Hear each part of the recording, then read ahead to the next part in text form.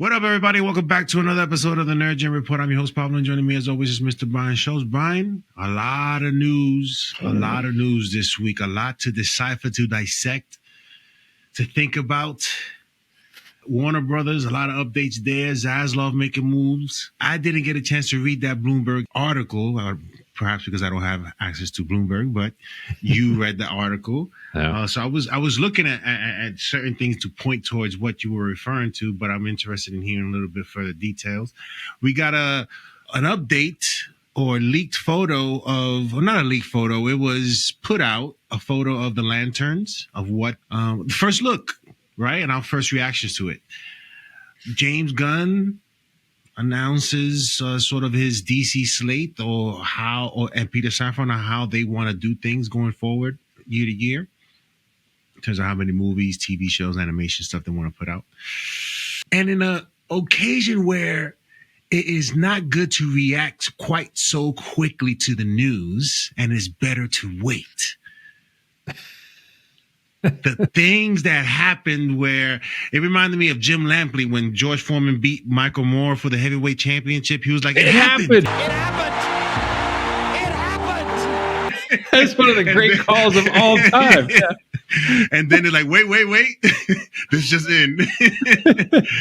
Oh, and then we got to get into the possibilities of Bond. We touched on it in our previous show as to what may be coming, but we're going to sort of shed light on our perspective on what should be done.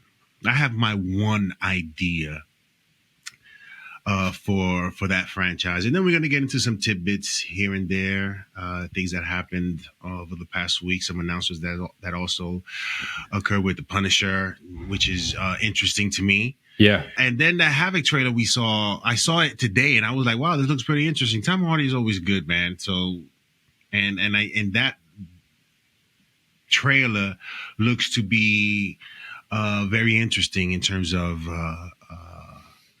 what to watch on Netflix. Netflix be killing it, man. Anyway, let's start off with WB. Warner Brothers. Ooh. James Gunn. Let's start with James Gunn and the DC slate.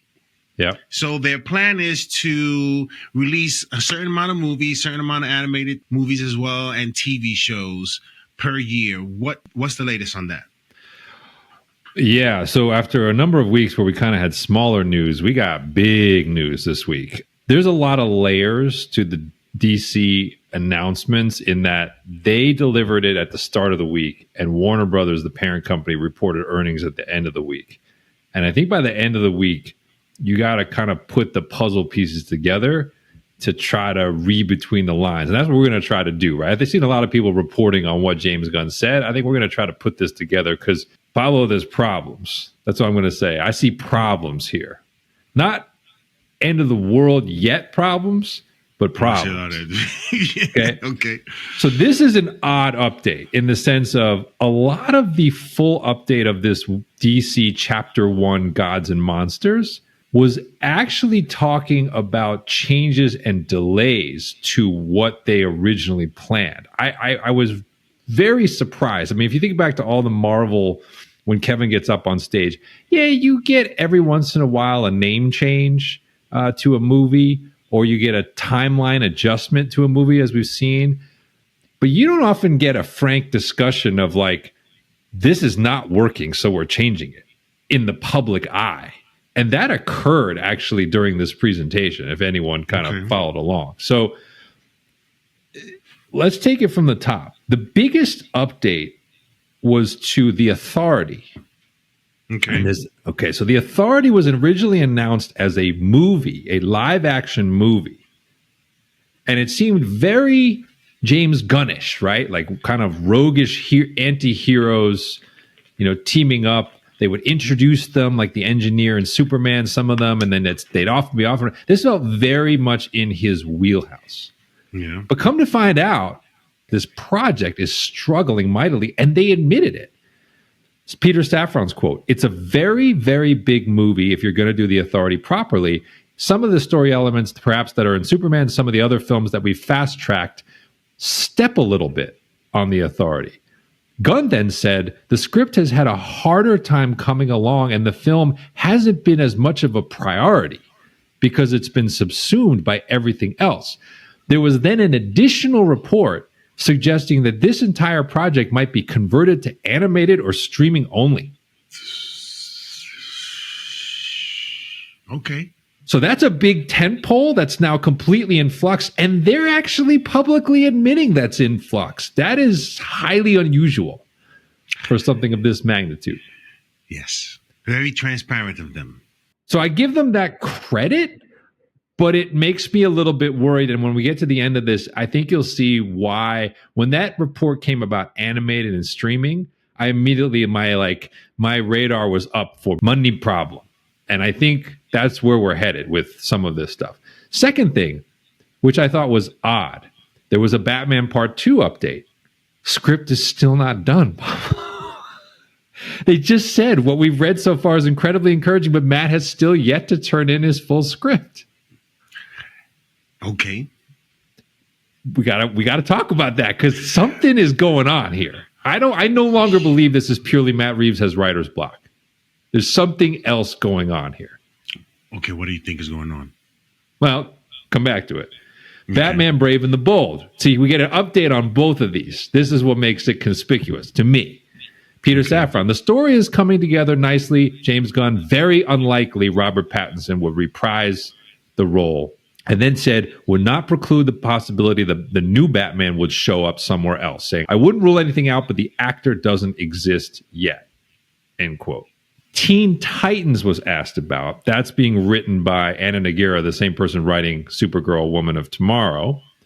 Gunn, again, very transparent. Something she was very impassioned about, turned over an amazing first script to us. She's fiddling with it, but it's not a finished script. End quote. Literally just like incomplete. Just gives you that. Waller, the Peacemaker spinoff series with Viola Davis, described as struggling. Can't find the right script, been delayed, nowhere. Basically not happening.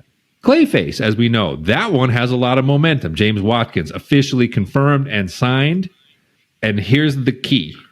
James Gunn says he hopes it works as a, quote, pure horror movie for somebody who doesn't care at all about DC Comics, end quote. So, shouts to Pablo, gets his wish. We're going to get our test drive. Or formal confirmation of what we thought. Sergeant Rock confirms Daniel Craig was never attached to the film. We never met with Daniel. He was just an idea. We never even really announced Sergeant Rock, end quote. But they have a shooting date, a director, and a script. So I don't know what's going on with that. Deathstroke Bane confirmed a script is in the works by one of the writers who did Moon Knight, and said it's something like a Deathstroke Bane story. There's a related story saying that the Deathstroke casting is close. So we'll also get that. Booster Gold. Remember there was that rumor about Kumail Nanjiani at one point? Nowhere. Series is nowhere. Limbo. It says, waiting on a particular showrunner, creator who had expressed interest in the property but has now moved on to something else. Nothing. Dead in the water. Penguin Season 2, also very transparent and kind of, we think we know what's going on here. But, quote, Safran, we don't know. A lot of moving pieces, but the most important is Colin himself. And Colin Farrell said he's in no rush and has no deep desire to do it, end quote. Meanwhile, he's polishing his latest award win at the SAG Awards. We'll get to that. Swamp Thing, directed by James Mangold. Nothing to see here. A complete unknown. The Bob Dylan biopic has prevented any progress. And obviously, we know he is fast-tracking Star Wars. So this one feels very back burner as well. Paradise Lost, really no update. Then said at the very end, a 6-year plan, confirmed a 6-year plan to tell a wider story that would culminate in something like a Justice League film or akin to an Avengers film. Gunn also teased the project he's most excited about hasn't even been announced, and he hasn't even seen it in the rumor mill yet, for what it's worth. And then he said he was just screwing with people with the Zack Snyder photo. Zack's a friend. We were hanging out. He said, let's take a picture together. We knew full well what we were doing, and we thought it was funny. Okay, so that's the laundry list. So let's go one by one. Let's go back. So the authority going from a frontline feature film project to Not sure when it's happening and not even sure what format we'll get it. What I think about is just all the talk James Gunn said about, if we don't have a script ready, we're not going to announce nothing. And, and then he went on to mention all these projects that he has in store. And some of them have had no real momentum. And these are just people, I think, really, listen, if they didn't spend money on the Super Bowl, they barely spend money on the Puppy Bowl. They don't want to spend money on the Authority. No. Because that would require some money right there, some special effects, whatever the case may be. These movies can't be made with a lot of money with the expectation of turning a profit for some of these characters that nobody knows. The Authority, not nobody, but No, you're right. Not a lot of nobody knows. Nobody knows. Like the average, what non-comic book fan knows a single member of the Authority? I barely knew members of the Authority when they announced. Exactly. When he announced it, I was like, who? But okay. But now we're in a place where I guess conversations are being had and really they're thinking it through as to what the strategy is. Because at the end of the day, the number one priority is what? Superman. And that, for me, my friends, is floundering as well. Yeah, we'll get to that. There's issues there too. But you hit on it. It's money. There was a report maybe 48 hours after this event. And think about that, folks. Think about everything I rattled off. That's a bizarre event.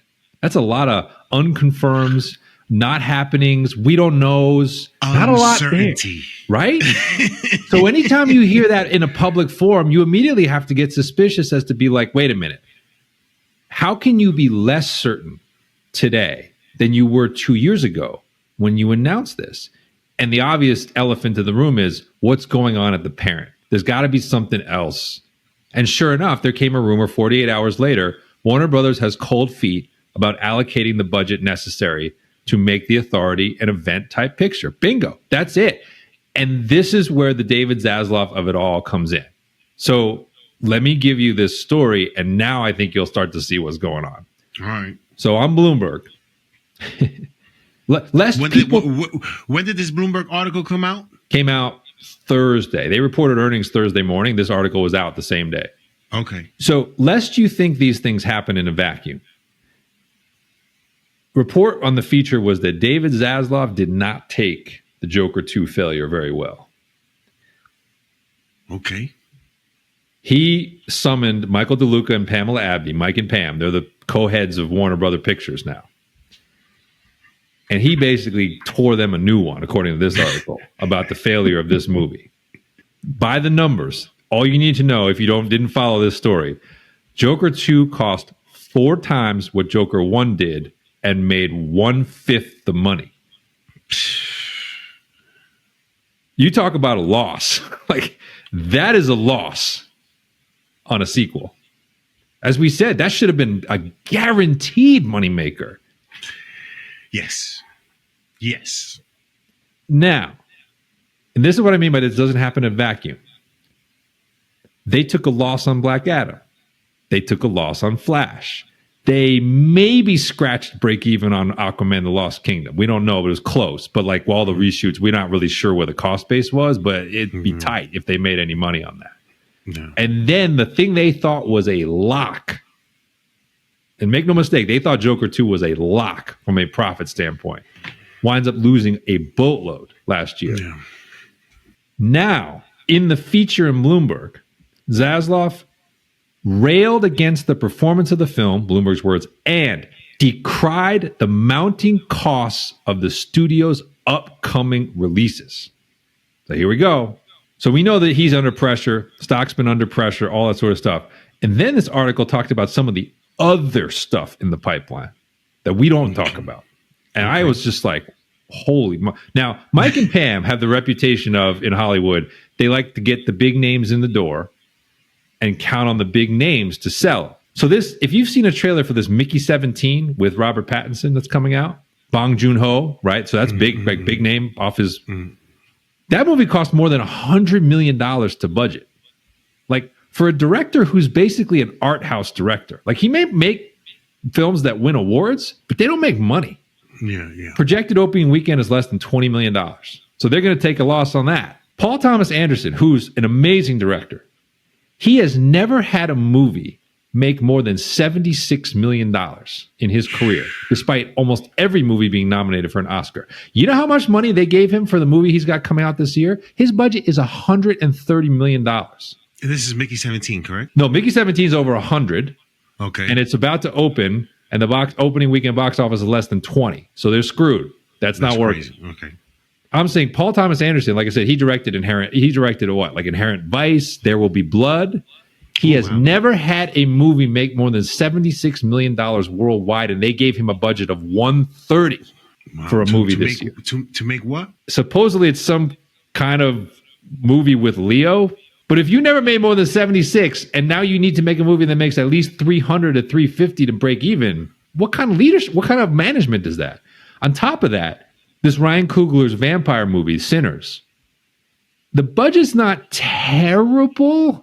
Like it's $90 million, but the issue apparently is that like so much of it's guaranteed to him because they just wanted to get his name in the door, and it is kind of a niche movie for Michael B. or no for Ryan Coogler to work with them. Okay, so like again, it's like $90 million for a niche period piece vampire movie. Like that could work, but. You know, you need 250 on that. Like, I'm just saying, you're not leaving yourself a lot of margin for error. And then that leads into Superman. Part of this feature article revealed that because Zaslav was mad about how things have been going, he fired the head of marketing, who was in charge of marketing Superman. And he didn't tell James Gunn and Peter Safran until the night before he did it. Wait. Okay. Because this is where I did a little bit of research of my own and trying to find out about this. When was this when did that firing take place? It took place in January. Okay. Why in January? Why? I mean, because I was under the impression that this came out, that this had just recently happened because of what we've gotten so far with Superman, which hasn't been great. It hasn't been well received. January is pretty recent. Supposedly they said it was in, I mean, that's less than that's a month ago. It might explain what happened with the Puppy Bowl. When was the Puppy Bowl? February 9th. February 9th. What I was reading was that they were looking for a scapegoat because of the Joker debacle. Sure. And they chose him to be the lamb, I guess. Well, so the political scuttles, they fired two people. He was the more topical to us one. But the two people they fired were like very trusted lieutenants of Mike and Pam. So that was like when they tell the head coach, we'll bring you back, but you got to replace your offensive and defensive coordinator. That's basically what he did. Which means the next change is going to be the two of them are going to get fired. And I had read that the chief marketing officer had been a part of big successful film, The Batman. Yep. And that was grade A marketing. Right? Yeah, we didn't have a problem with the Superman teaser. That was fine. We didn't have a problem with the Superman teaser. Everything after that, though, has been a problem for me. But the point is, right, you got the CEO is now in the room. And this is where it gets dicey, right? Because this is where up till now, James Gunn, they let him kind of do his thing and call the shots and blah, blah, blah. But now Zaslav's getting nervous, right? He thought he had winners in Black Adam and Flash and Joker, and he got nothing. Whoever told him that lied to him. Totally. But I'm saying it's telling you he's now very hands-on, and that's where you get nervous because he may be a Superman fan, but he's not a filmmaker. And he can say what he wants because he's in the room and he's paying for all of this stuff, right, so to speak. He's the head man in charge, and normally perhaps he wasn't in the room when Black Adam was being made. He wasn't in the room when Flashpoint. Now he's in the room talking about this stuff. And you don't want him in the room because you don't know what the hell he's talking about. Yeah, and the other thing is he's watching the budgets. A lot closer now, right? So when you take this feature and you put it with this weird event that James Gunn delivered, the code for me is he's tightening the purse strings behind the scenes. And a lot of the reason you're getting increased uncertainty is him saying, no, like I'm not giving you $200 million for The Authority. I'm not giving you guaranteed money for that show or this project. He's like, we're taking this bit by bit, or what we will talk about, the one area where they actually had something to offer, well, we'll talk about how good it was animated, which generally speaking is a lot cheaper than a big budget live action, theatrical release. I mean, we talked about the pressure that was on Superman before. I think the pressure on this thing just went up like tenfold to not just be good, but really make real money. And if he's going to meddle in it, that is not a good sign. So Zaslav is now really paying attention to the budgets, not necessarily paying attention to the titles that James Gunn has said that he wants to do anymore. He's losing faith in his people. How else can you describe it, right? These are all projects that clearly, when they were conceived of and announced, he greenlit. Yeah. But now because these movies are starting to pile up where they don't make money. And oh, by the way, their biggest guaranteed moneymaker, Christopher Nolan, no longer works for them. Warner Brothers got Barbie that weekend, right? Their highest grossing movie of all time. They should have gotten both of them. Yeah. Right? And they lost out on another $1 billion because they pissed off Nolan with the release strategy during COVID. Yeah. So he's mad because he's like, we're not getting enough guaranteed return. And the feature article in Bloomberg closes by saying, basically, the studio is now laser focused on cutting budgets and increasing the odds that they generate a positive return on their projects, which that's not a good sign. And it's because of the failures of what was, quote unquote, I guess, great movies, right? And didn't turn out to be the case. It's also the legacy of the Snyderverse. Call it for what it is. It's still the legacy of the failure, and the way that fell apart is still costing them today, right? Like the losses they took on Flash, Aquaman 2, like those are remnants of a former era. Yeah. And we could say like, oh, we shouldn't penalize them too much because they, wasn't Gunn and Safran that made them. But my point is, those have a monetary impact on the studio, and we're seeing the fallout of that. The remnants of that, and yet the continued releases of films that don't resonate and are not received well by fans, and then, turning into loss of money, not just a little bit of money, millions of money. Yeah. And Zaslav, he has a lot of pressure right now, man, because he has people gunning for board seats and all these things happening around him, that if he doesn't come through, he may not have the power that he once had that he has now, that could disappear if he's not able to provide the revenue for his investors, or stockholders. I mean, this has always been a race against time, because ever since they did the Discovery deal, they've been carrying a ton of debt.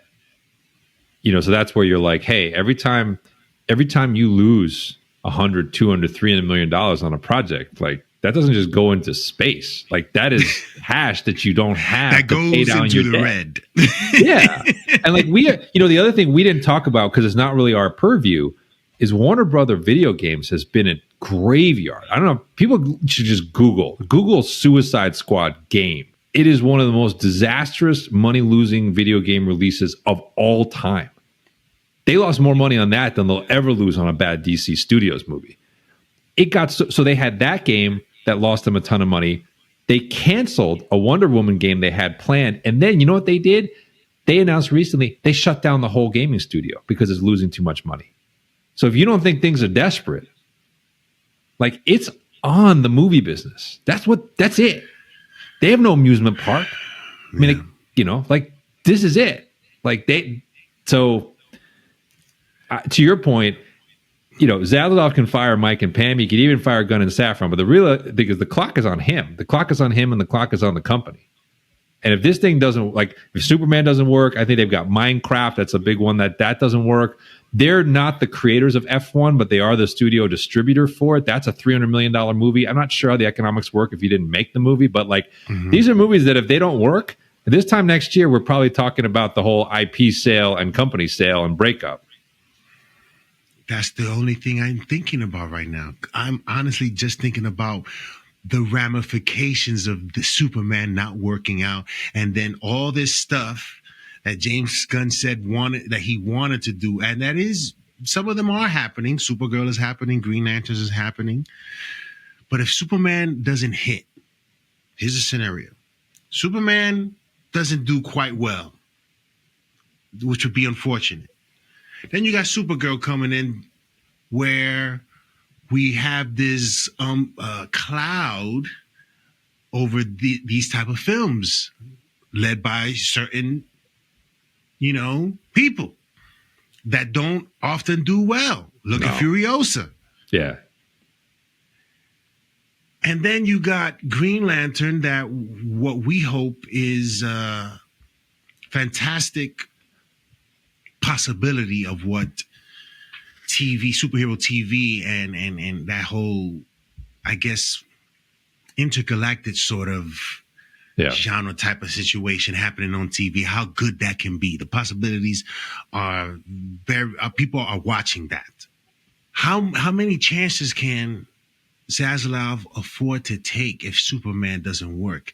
Is it going to be, because if Supergirl doesn't work, then you're left with Green Lantern, which is TV, and then there's the hope of then going towards the movies for this. So you want me to take another chance? It's a tough situation. Superman gotta hit, or else I'm telling you right now, is finally we arrive at the place where Zaslav is really considering taking these calls on whoever is going to start taking these calls and listening to what they have to offer. Because they need the cash. TV, your point about we'll get to Lanterns as its own thing. The one area where Warner Brothers does consistent work is HBO's prestige TV. And that remains the case, right? So like if we were to talk about Warner Brothers being broken up and sold, people are going to line up for HBO, right? They're going to line up, right? We love the Penguin, like we're excited for Lanterns, but think about it, man. You've had Succession, you've had you got White Lotus, all the stuff Euphoria, stuff that we don't watch. This Last of Us, there's no Game of Thrones, then Harry Potter's coming. There's no problems at HBO. That is the actual gold standard of that company, is prestige TV at HBO. We got no issues there. The issues there only come up because, like you said, we're trying to link it to other things that are not doing or not performing at the same level that HBO is. So I agree with you. The problem with what you're saying, though, is that, like, even if, like, the thing I don't like about this is that, like, for me before, it was kind of like, all right, Superman comes in, let's say it's like 85% fresh or better on Rotten Tomatoes. The top critics are like, wow, this is actually a breath of fresh air in the genre. And it makes like $700 million, which would be like modestly profitable, but not, not like Avengers Bank, right? No. But when I read all of this, I'm like, can they afford that? Like, I consider that a great starting point, but this is making it sound like your $1 billion almost has to happen, not just for Superman's sake, but for like the sake of the rest of the studio, because they're spending so much money on these other art house projects. If Superman makes $700 million and if it makes decent bank, perhaps not the billion that perhaps Zaslav wants, but it makes decent amount of money, it provides them a chance to move forward. Now, a complete failure, I don't know if you can recover or have any confidence in moving forward with whatever plans you got next. It really makes you wonder what will happen to Matt Reeves' Batman, because, like, with that having been delayed so long now, and these articles kind of bringing to light what seems to be a company that really is, like, up against it, I wonder what the odds are that movie, like, either doesn't get made or like gets made at another studio like years from now, because like it's supposed to come out in 2027, but like with what's being described here, 2027 might as well be like 50 years from now. Like if Superman fails, right? Like if they lose money on these, the Paul Thomas Anderson thing, let's say it's good but doesn't make any money. Like let's say F1 gets lost in the summer shuffle. Let's say Minecraft, people are like, we don't care, that's not Super Mario Bros. Like how's Matt Reeves going to get 250 million, even if he deserves it? Like they might not have the ability to give him that. Like that's what I'm just like, I don't I think everything is in flux other than what's in the can, like being shot like right now, which to your point is basically just Supergirl and Lanterns. That's it. And I mean, yeah. To me, the Batman is always a safe bet if done right. If you have the right people behind that, I think that's always a good bet. Matt Reeves' Batman, I think, is a safe bet because, listen, they're going to get the Penguin season 2 coming up. They're going to do that. They have. I'm not worried. Yeah, I'm not worried about the quality. I'm just asking who's going to be writing the check because it might not be the people who are in charge now by the time he actually does shoot this movie. Gotcha. So whoever it is going to put that money up because Batman is Batman. Yeah, Batman is Batman, yo. And these people don't want to admit it. They know it, but they don't want to admit it. I mean, they want to find out. Just put that one character's IP up for auction and see what happens. 25, 35, 75, 45, 55, 35, sold to the man with braids in his hair. Forget about it. You want to see a bidding war like you've never seen before? You see every studio be like borrowing and leveraging whatever they can to bid for Batman. It reminds me of White Man Can't Jump. Hey. How you doing? Oh, nothing, man. You look so good today. What's up, baby? Oh, you're up. I need a diamond. To put up this money. They're gonna do whatever they can to get Batman because Batman is a moneymaker, guaranteed. And they can do so much stuff that hasn't been explored or done can be done elsewhere. And it'll be interesting at least. Right now, quite honestly, the only interest in Superman is can they do it? Yeah. Can they do it? Not that snap, it's Superman. No. I want to see can they do it? If Batman, this is good. The first thing is, snap, Batman. Superman is like, let's see what they're going to do. There's the difference in the level of excitement when you hear those names. Well, before we leave Superman, there's fresh, hot off the press, there's a rumor that an updated version was screened and was received very positively. Okay. So whatever, for what it's worth. Again, for what it's worth, right? We put almost no stock in these, but supposedly the second cut has drawn a much better response than the first cut. Just recently, James Gunn leaked a behind-the-scene photo of, I guess, Superman's boots and stuff like that. Yeah, in Norway. They're shooting in Norway. They're still. And I'm reading the comments, and nobody cares, yo. Nobody cares about that. The excitement, that part of the excitement has gone. Yep. You've shown us what he looks like. He's shown us a teaser. We've seen pieces of the movie. These other things that you're showing us doesn't matter. That Guy Gardner stuff that you pulled off did not matter. No. And now you got a new head of marketing. That crypto stuff did not matter. James Gunn needs to chill out with what he's putting out and put out the stuff that people want to see. Now, I'm not saying put out a new trailer showing us everything, that be strategic, or don't show anything at all, yo. Or show us something that they're talking or something, whatever. Some updates, because the movie's coming up soon. But don't tease us with behind the scenes. We don't care. Yeah, the weird thing about that is everyone's going to have their opinion, but I'm surprised that someone who's as social media savvy as James Gunn didn't have with the marketing team a more viral marketing plan for this movie. And when we it started like there were some hints of that. Like I said, that one video where it's like corn sweat, I was like, they're onto something, right? If they did like almost an Office style mockumentary, like little thing to introduce you to Lois and introduce you to Jimmy and introduce you to Perry and introduce you to Clark, that could be one of those things that's the kind of thing. It's like 30 seconds in and out, but it keeps it in the consciousness. It keeps it in the flow, and people are talking and they're laughing. That would have felt creative and different in the span, but individual photos now of feet and stuff, it's just that feels very formulaic and doesn't really matter when we've already seen the character. Exactly. Yo, James, what are you doing, yo? Don't try to show me stuff I don't care to see, yo. This is the problem of having someone that has that much control to do whatever he wants.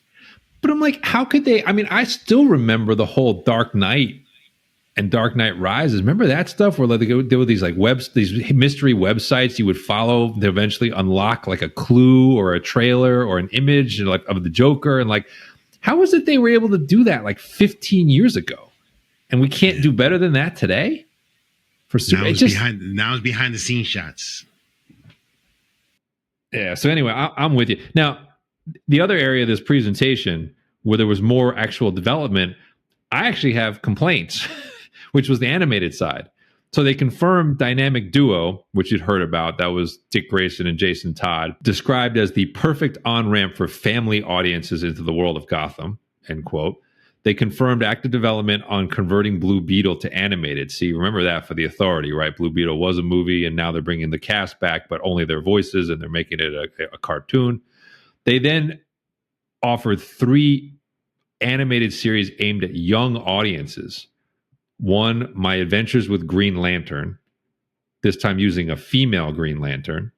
Number 2, DC's Superpowers, set at the Alliance School for Heroes, focusing on Aquagirl, Flash, Plastic Man, Lightning, another Green Lantern. I don't know what's with all the Green Lanterns. And the principal of the school is Martian Manhunter. And then Starfire, which is an origin story for the Teen Titans character. And then that Crypto the dog would get a short series, kind of like the Groot series. I have complaints. You know why? Because what's one thing that DC has always done well historically? What the hell are we doing here, Harry? Freaking animated adaptations of classic comic book stories. What is this? Yeah, this is whatever. This is, I don't know what it is. I don't know what it is. I can only think of them thinking that they've had quite a bit of success with Harley Quinn and them wanting to do these strange characters and try to have them be popular. I don't know what the thinking behind this, because if I'm in that room and they're naming these things, I'm looking at them like, yo, what is all of this? This is not it. This is not it. Why are we stepping away from what we've done so great in the past, and why can't we continue to do that? Yeah. What's been so bad about what we've done that we have to change? Everyone, what are we trying to do here? Who doesn't like the Bruce Timm Justice League? Who doesn't like their adaptations of like All-Star Superman or like Justice League Doom? Like, these are Return of the Dark Knight Returns. Like, they're good at this. Like, these people are good at doing classic kind of, it's accessible enough. Some of it's accessible enough for like teenagers, but it definitely skews toward, you know, mature audiences. They just did that Watchmen re-release that people like. Like, why are we, again, you have something that's not broke. Yeah. Why are you fixing it and making it silly? But like Batman the Animated Series was accessible for kids. It was dark, but it was accessible for kids. That's the balance. Yeah. Why like, I mean, you and I are not going to talk about any of these shows, watch them or cover them. And I think they're even like below where my kid is right now. I don't think she's going to be interested in any of them. Yeah. So they were like, these are all far along because they're probably cheap. But I'm like, you guys were really good at animation. And animation is now, you know, that, as we said, that bar's really been raised, right? X-Men 97, like Cape Crusader at Amazon, Blue Eyes Samurai, like, you got to step up your game. Exactly, yo. What happened to competition, yo? What happened to wanting to do something as dope or better? Not just giving us these, oh, we got to, not looking for this target audience.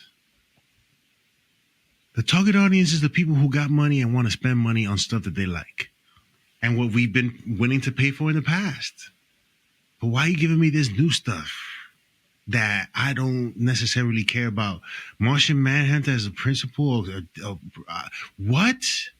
Like, who's thinking of this? Yeah, but that's what I mean. Like, individually, you've got some characters in there I do care about, but not in this capacity. Yeah. Like, if you want to make some sort of, you know, tragic animated story about the fall of Mars and the origin of John Jones, great. I'll show up for that. If you want to actually adapt something from Flash's comic book lore and introduce like a new, cool, funny Flash voice as Barry or Wally, great. But like, why does he need to be like one of the freshmen at this school? Like, it's just, I'm not in. I'm out, man. Like, I'm out on all this. I've been excited about some of the things that they've done, and we'll talk about Lanterns at the tail end here to end on a good note, or a relatively good note. But like, man, like this event was just like a weird misfire and sort of letdown of loss of momentum. And as you said, it really just defaults back to like Superman. It's all on Superman, and even that's looking like, hey, we got a new head of marketing. Not really sure. Like it's feeling a little tenuous. And audience's tolerance is low. Brave New World, right? Craters at the box office. These are linked. Like we understand it's Marvel versus DC, but the average person just sees superhero. It's not enough to say, "Oh, I'm doing a superhero movie." No. It's not enough. That's a negative. I want to talk. Yeah. We'll talk about that with regard to Lantern. That is a negative right now, not a positive. I don't know if it's too late. It may be too late because then it comes off as you're trying to salvage whatever reputation that you have left with us. But you had the Daily Planet there as your vehicle to sort of share information, to get people interested in that world. And yet you're just leaving it to show me. If I hear that James Gunn's dog was the inspiration of crypto, I'm going to go crazy, because I am tired of hearing it. You have the ability to make this interesting, but yet they're just doing stuff. It seems like they're just doing stuff. Oh, this would be cool. Let's do it. I was going to say they could have done something equally cool and viral on Lex Luthor's side. Like, I don't know if he's running for president yet in this movie, but they could have done, like, imagine if he was dropping like little campaign ads or like little like advertisements for his tech, and it's just showing up in your TikTok, it's showing up in your Instagram, like, but you're getting a feel for Nicholas Hoult, you're getting a feel for his test mock, you're just getting a feel for like his crew. That's creatives are not being creative. No, right? It's like it seems like the people who are in charge of getting people interested in this have no idea what they have in their hands and have no idea on how to best get people engaged with this character and what's about to come. Yeah. And it's a shame. Or how to target the audience they most need. And to be honest, like the audience they most need is, it's less so our generation. It's more so the younger generation, right? Like they're the ones who live on socials. Like that's why I'm just surprised, because I would have thought for everything they put into this, and given how media savvy and social media savvy Gunn is, I'm just surprised that they weren't like more thoughtful and more comprehensive in how they approached this. But Lanterns. Okay, let's end on a relatively positive note. Vanity Fair did a full-length feature and gave us the first photo. You want to tackle the photo first, because you and I kind of disagreed a little bit on this one, but we both had complaints, but maybe for different reasons. Well, you said it right, and I sort of thought about it from your perspective. When I first saw it, I just nothing. It left nothing to the imagination of what Green Lanterns could be. I just saw two guys. It reminded me of an updated version of 48 Hours. 48 Hours, Lethal Weapon. Yeah, exactly. Yeah. So that was that. But you had made mention that the superhero film genre is out of favor with the people, and so they don't want the audience to sort of just, give that gasp of another superhero movie or another superhero show. They just want to see it. Or show it to us or to the fans or to the audience that they want to target as something serious, and with two actors that people are, one who stars rising and one who has been a good performer in past films. So I get that part. I didn't notice that he had the ring on. Kyle Chandler, he's wearing the ring. Yep. I just wish it would have reminded me of the comic books or the animation. I don't know if the clothing that they wear in that have been similar to what they've worn in comic books or in animation. I didn't notice anything of that. It just looked like something regular. So it hasn't lessened my excitement for the show.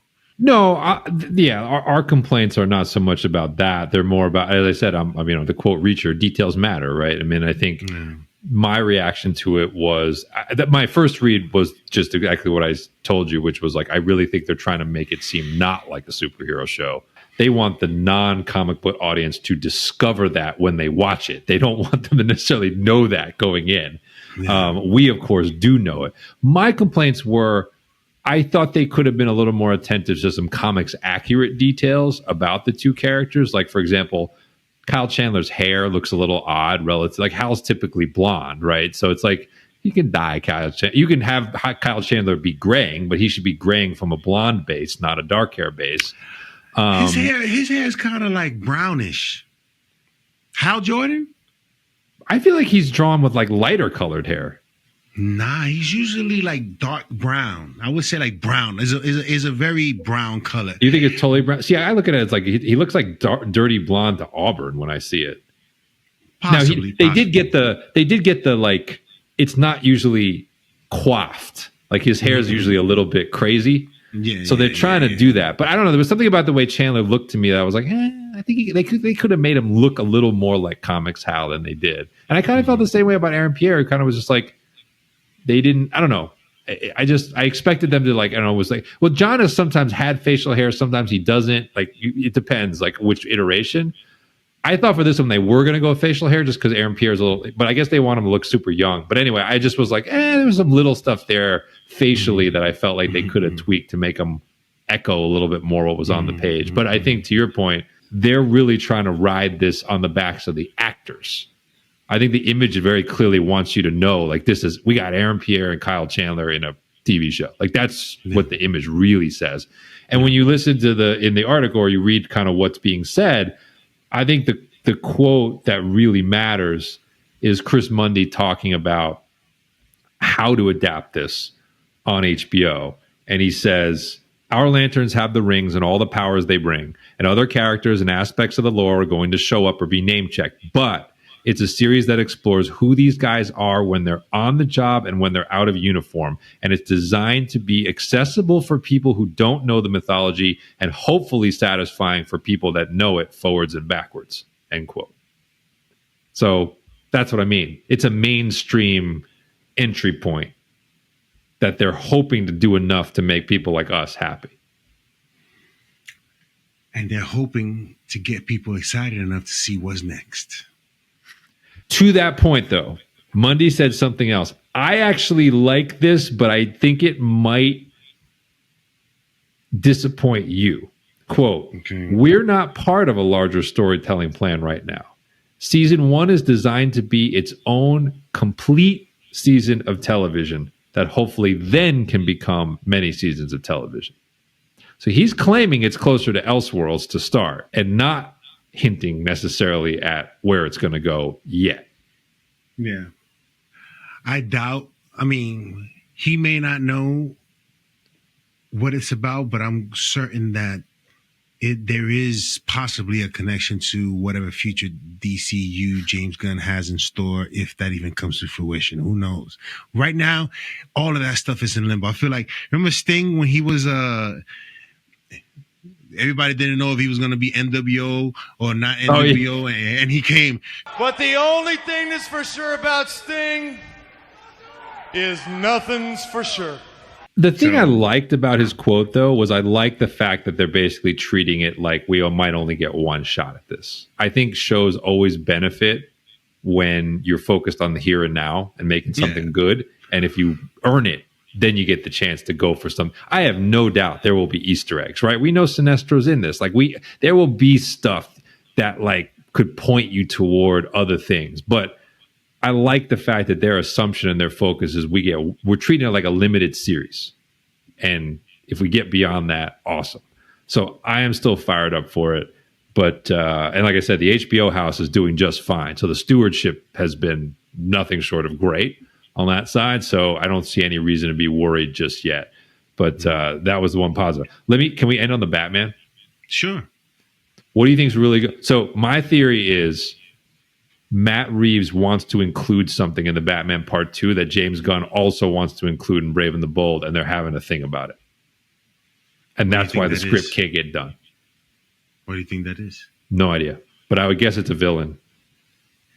And this is something that I've touched on in the past. Like, listen, Matt Reeves is 2 for 2 with villains. There isn't anything that anyone can say to say that these villains haven't been done the way Matt Reeves has done. He has reinvented them while keeping these characters' essence as to who they are, and he's done fantastic with them.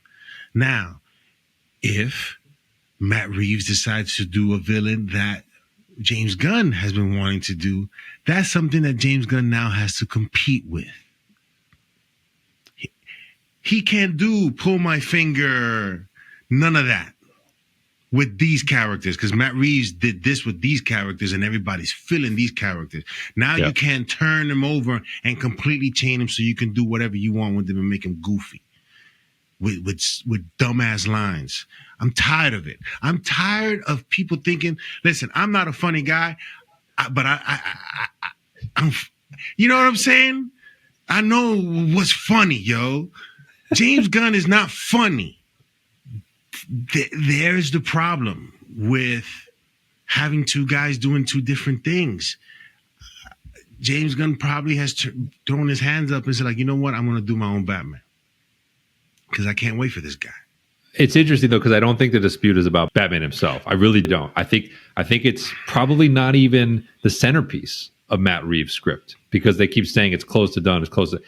I just have this, it just has this feel of like there's an element of this story, whether it's a single character or whether it's like a sequence or something, that like Matt Reeves wants to include, and James Gunn is like, no, I don't want two of that out there. I'm okay with two Batman. I don't want two of that. And they're tussling over it. It's just dragging on too long for it to just be, I can't quite get it right. It just feels like there's an ongoing conversation there and they're not on the same page about something. That could be.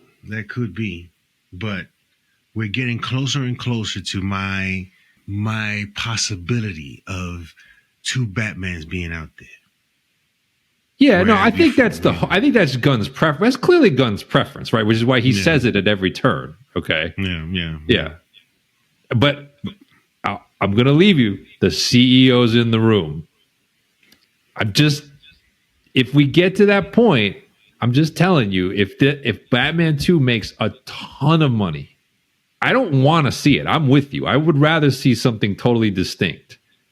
But now that we know the CEO's in the room and he's just counting the ducats, if Batman Part 2 puts up massive numbers, and I'm telling you, everyone's been like, Robert Pattinson this and Robert Pattinson that, don't rule out the CEO putting his foot down and saying, this is the guy. Yeah. Don't rule it out. He's going to pull rank, as they say. This is what goes. Make it work. But yeah, let us know in the comment section below what you guys think of all that's been happening with WB and DC and James Gunn's universe. Oh. Again, all this talk about what you want to do means nothing. The focus should have always been on Superman. Yeah. And look at what we're talking about. Questioning whether Superman, because I'm telling you, man, the excitement level is there. Everybody's anticipating this movie. They have it on their calendars. But how are they going into this movie? That's the question. With excitement, which is great, that if that excitement is met with awesomeness, yes, then that means possibly repeat viewers, which is what you want. Or curiosity is to see what this version of Superman looks like. And listen, again, James Gunn has been praised for his writing. He's been reviewed very well with movies, but has it brought in big numbers other than with Guardians? I think with Guardians and the MCU, it's just the MCU brand on top of that as well. It's not just James Gunn. Yeah. So we're getting closer and closer for Zaslav picking up that phone call and just write down your number. Just write down your number. But yeah, let us know in the comment section below what you guys think of the latest in the WB and the DCU, and we'll see you next time on the Nerd Jam Report. Just remember to hit that like and subscribe and hit that notification bell, share it with your friends, and we'll see you next time.